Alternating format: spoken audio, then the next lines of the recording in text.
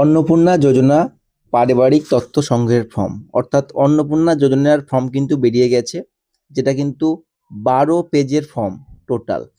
এবার আপনি চাইলে এটা অনলাইন ফর্ম ফিল আপ করতে পারেন, কিংবা আপনি অফলাইন ফর্ম ফিল আপ করতে পারেন।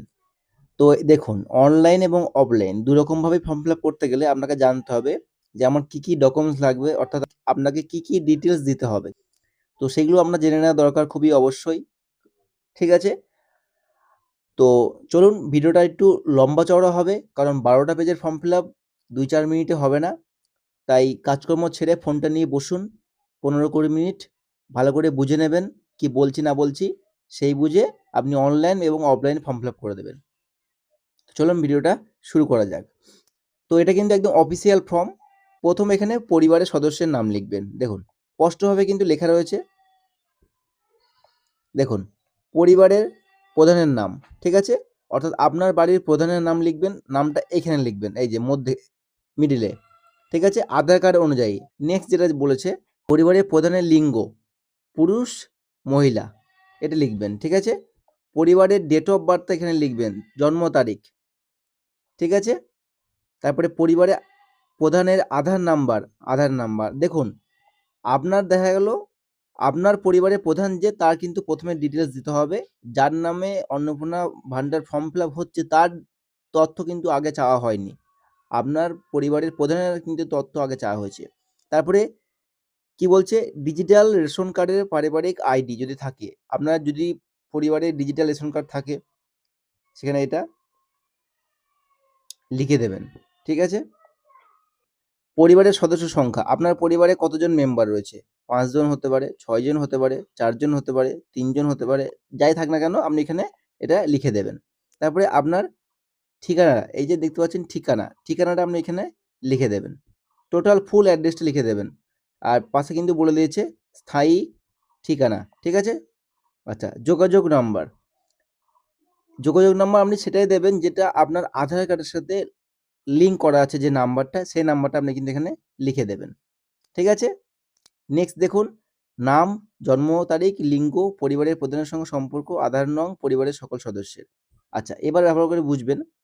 পরিবারের প্রধান সদস্য, পরিবারের প্রধান ডিটেলস তো আপনি প্রথমেই দিয়ে আসলেন, তার ডিটেলস দেওয়ার কোনো প্রয়োজন নেই।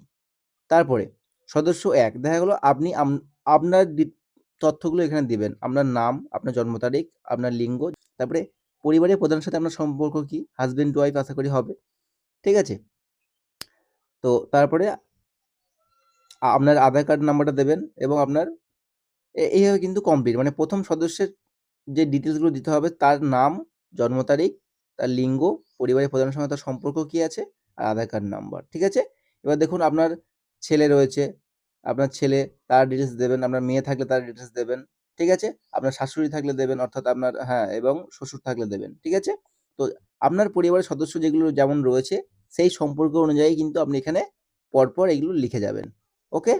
আচ্ছা, এবার দেখুন, যদি কেউ না থাকে, আপনি আর আপনার হাসব্যান্ড যদি থাকেন, তাহলে শুধু 1 জন বা 2 জনের, মানে 1 জনের দেবেন। আর এই পাশে কিন্তু ক্লিক করতে ভুলবেন না। হ্যাঁ, হ্যাঁ, হ্যাঁ, এগুলো কিন্তু ক্লিক করবেন, মানে যতগুলো ডিটেলস দেবেন। ঠিক আছে? এবার দেখুন, পরিবারের প্রধান এবং পরিবারের সকল প্রাপ্তবয়স্ক সদস্যের ব্যাংক অ্যাকাউন্ট নগদ অর্থ স্থানান্তরের জন্য। এবার আপনার পরিবারের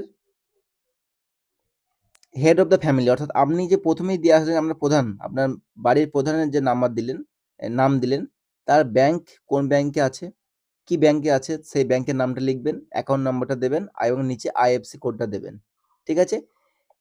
সেই অ্যাকাউন্টটাই দেবেন যেটা ডিবিটি লিঙ্ক করা রয়েছে, পাশে কিন্তু মেনশন করে দিয়েছে, ঠিক আছে? এবং সদস্য, দেখা গেল আপনার যে অ্যাকাউন্ট নাম্বারটা আপনি এখানে দেবেন, ঠিক আছে? এর ওপরে কিন্তু প্রধানের দেবেন। নেক্সট, তারপরে সদস্য 1 নম্বর যেটা লেখা আছে, এখানে কিন্তু আপনি আপনারটা দেবেন, ঠিক আছে? আপনার এখানে সিম্পল কোন ব্যাংকে অ্যাকাউন্ট রয়েছে, পাঞ্জাব ন্যাশনাল হতে পারে, স্টেট ব্যাংক হতে পারে, বন্ধন হতে পারে, যে কোনো ব্যাংক। আর অ্যাকাউন্ট নাম্বার দেবেন নিচে, এবং দেবেন তারপরে আইএফএসসি কোড নাম্বারটা। তারপরে আপনার যদি ছেলে থাকে, ছেলের সেম দিয়ে দেবেন। যদি মেয়ে থাকে, মেয়ের দেবেন। শ্বশুর থাকলে শ্বশুরের দেবেন, এবং শাশুড়ি থাকলে শাশুড়ির দিয়ে দেবেন, ঠিক আছে? অর্থাৎ আপনার পরিবারের সদস্য যে কটা রয়েছে, সবার কিন্তু এখানে অ্যাকাউন্ট ডিটেলস দিতে হবে। ক্লিয়ার? Next, epic. আপনার ভোটার কার্ড লাগবে কিন্তু, ঠিক আছে? মানে হেড অফ দ্য, প্রথমে আপনার হেড অফ দ্য অর্থাৎ আপনার পরিবারের প্রধান যিনি রয়েছেন তার এখানে এপিক নাম্বার অর্থাৎ ভোটার কার্ড যে নাম্বার রয়েছে ভোটার কার্ডের নাম্বারটা এখানে দেবেন। বিধানসভা ক্ষেত্র ও অংশ নাম্বার, এই যে বিধানসভার ক্ষেত্র অংশ নাম্বার কোথায় পাবেন? ভোটার লিস্টে পাবেন। আমি আপনাদের দেখিয়ে দিচ্ছি। এই যে এটা দেখুন, এটা হচ্ছে আমার ভোটার লিস্টের, এই যে দেখুন ভোটার লিস্টের অংশ নাম্বার দেখছেন, অংশ নাম্বার, এই যে এখানে লেখা আছে কালীগঞ্জ বিধানসভা নির্বাচন ক্ষেত্র, এটা হচ্ছে আমার বিধানসভার নাম্বার, ঠিক আছে? তো আপনি কিন্তু এরকমভাবে আপনার লিস্ট অনলাইন থেকে দেখতে পারবেন, বা আপনার কাছে যদি ডাউনলোড করা থাকে আগে থেকে সেখান থেকে লিখতে পারবেন। এপিক নাম্বার, বিধানসভা ক্ষেত্র নাম্বার, এটা আপনার পরিবারের সদস্যের সবার একই হবে, শুধুমাত্র আপনার ভোটার কার্ড নাম্বারটা আলাদা হবে, অর্থাৎ এপিক নাম্বারটা আলাদা হবে, ঠিক আছে? এবার আপনি আপনার কাস্ট লিখতে হবে। আপনি কি ইউআর কাস্ট অর্থাৎ জেনারেল ক্যাটাগরির মধ্যে বিলং করেন, নাকি আপনার ইডাব্লিউএস রয়েছে, নাকি আপনি এসসি, এসটি, ওবিসি, ঠিক আছে? আপনি যেটাই হন না কেন অবশ্যই এখানে কিন্তু আপনাকে টিক মার্ক দিতে হবে, ঠিক আছে?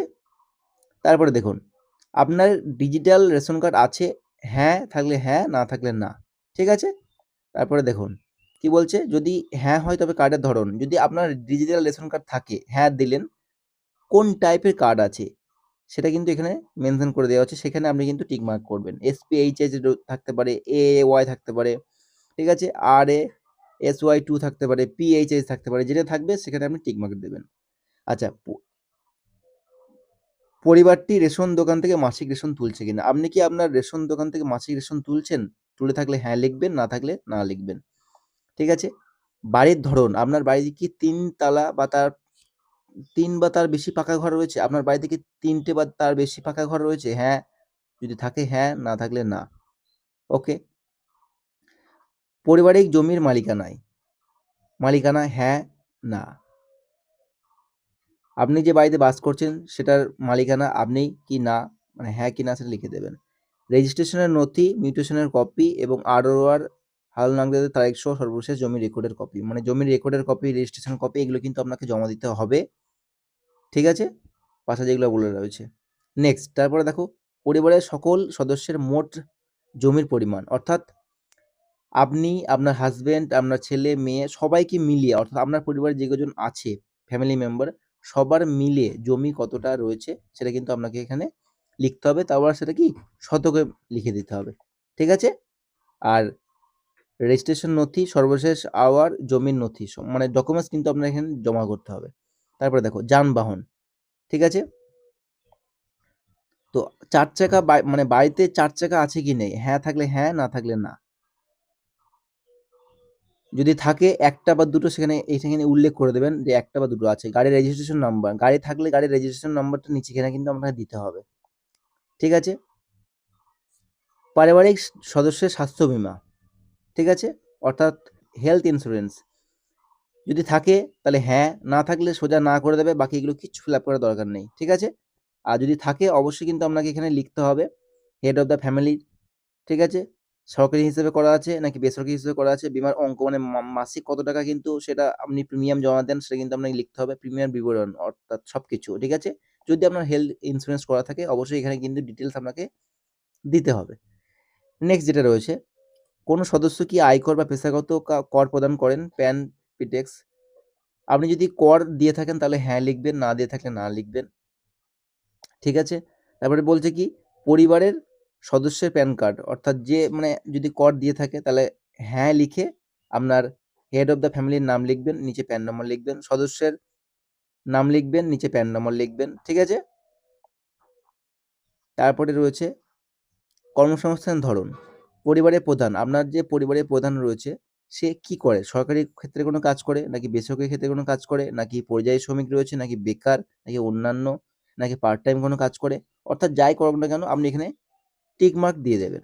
তারপরে রয়েছে পরিবারের শিক্ষিত প্রাপ্তবয়স্ক সদস্যদের সংখ্যা এবং পরিবারের অশিক্ষিত প্রাপ্তবয়স্ক সংখ্যা, অর্থাৎ আপনার পরিবারে শিক্ষিত কতজন রয়েছে, অশিক্ষিত কতজন রয়েছে।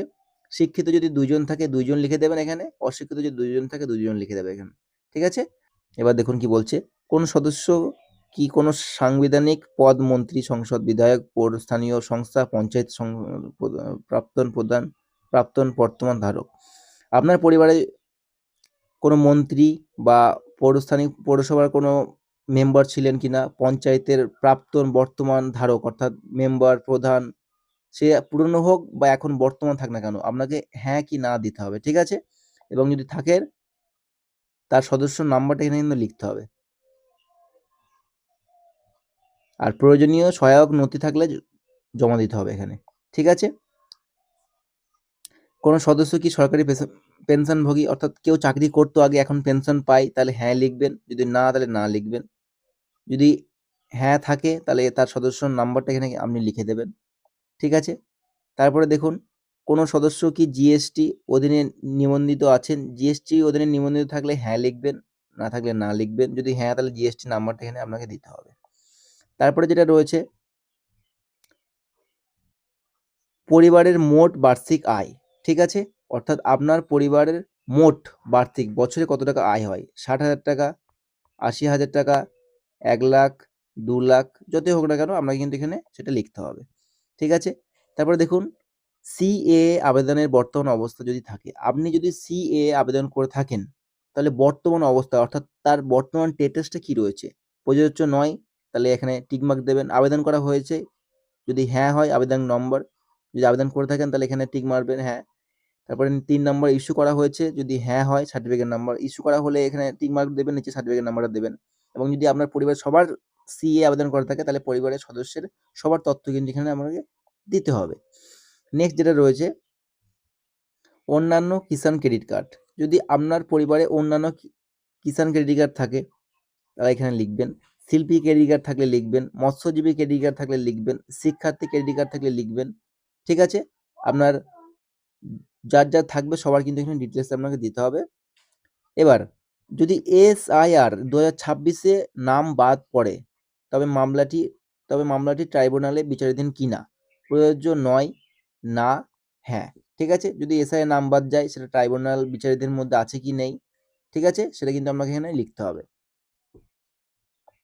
এবং আপনার পরিবারে যদি সবাই নাম বাদ যায় বা ট্রাইব্যুনালের মধ্যে থাকে কিন্তু সবার তথ্য এখানে কিন্তু দিতে হবে, ঠিক আছে? আপনার পরিবারে যদি কোনো শিশু থাকে তার ডিটেলস এখানে দেবেন, শিশুর নাম দেবেন, শ্রেণী কোন শ্রেণীতে পড়াশোনা করে বিদ্যালয়ের নাম দেবেন, ধরন সরকারি বা বেসরকারি কোন স্কুলে পড়াশোনা করে, বেসরকারি বিদ্যালয়, স্বীকৃত মাদ্রাসা, অন্যান্য, ঠিক আছে? আর যদি আপনার বাড়িতে শিশু না থাকে তাহলে কোনো কিছু ফিল আপ করার দরকার নেই, আর থাকলে তার নামটা লিখে দেবেন, তার সমস্ত বিবরণ এখানে দিয়ে দেবেন, ওকে? নেক্সট যেটা রয়েছে শিশুর টিকা শুরুকরণ সম্পন্ন হয়েছে বা টিকা করা হয়নি, এই ডিটেলস কিন্তু আমাকে দিতে হবে। যদি আপনার বাড়িতে 2টো বাচ্চা থাকে তাহলে 2টো বাচ্চার বিষয়ে আপনি লিখবেন যে টিকা করিয়েছেন কি করানো হয়নি, এবং শেষ যে টিকা করিয়েছেন তার একটা কাগজ আপনাকে কিন্তু দিতে হবে আর আইডি জমা করতে হবে। তারপরে দেখুন কি বলছে, আপনি কি কোনো সরকারি প্রকল্পের সুবিধা ডিবিটির মাধ্যমে পাচ্ছেন, আপনি কোনো সরকারি প্রকল্পের সুবিধা ডিবিটির মাধ্যমে পাচ্ছেন কি, সেটা যে কোনো সরকারি সুবিধা হতে পারে, তাহলে আপনি হ্যাঁ লিখবেন, যদি না পাতেন তো না লিখবেন। প্রকল্প 1, 2, 3, 4 কোনো রকম সুবিধা যদি আপনি সরকার থেকে পান ডিবিটির মাধ্যমে সেটা কিন্তু আপনাকে এখানে মেনশন করতে হবে, ঠিক আছে? আচ্ছা, তারপরে দেখুন লাস্ট অর্থাৎ আমরা 12 পেজের ফাইনালে চলে আসলাম।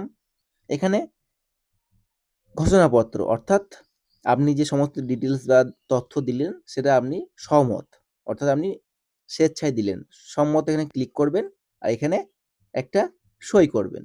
যদি সই করতে না পারেন এখানে একটা স্ট্যাম্প দেবেন, ক্লিয়ার? আচ্ছা, এটা অফলাইনে করতে পারেন এবং অনলাইনে আমি আপনাকে যেগুলো বললাম একদম সেম টু সেম তথ্য কিন্তু আপনাকে অনলাইনেও দিতে হবে, ওকে? আর এইটুকু যে আছে লাস্টে যেটুকু রয়েছে এইটুকু আপনারা কিন্তু হাত দেবেন না, এটুকু কিন্তু অফিসের লোক করবে, অনলাইন করলে অনলাইন ছেড়ে দেবেন, এটা অফিসিয়ালি কাজ করবে, অফলাইন হলে অফলাইনে অফিসাররা কাজ করবে, অর্থাৎ এটা সাধারণ পাবলিকের জন্য নয়, ঠিক আছে? তো 12 পেজের ফর্মেট সম্পূর্ণ তথ্য আপনাদের আমি দিলাম। তাছাড়াও যদি কোনো রকম ডাউট থাকে অবশ্যই কমেন্ট করে জানাবেন, আমি আপনাদের যথাযথ রিপ্লাই দিয়ে সাহায্য করব।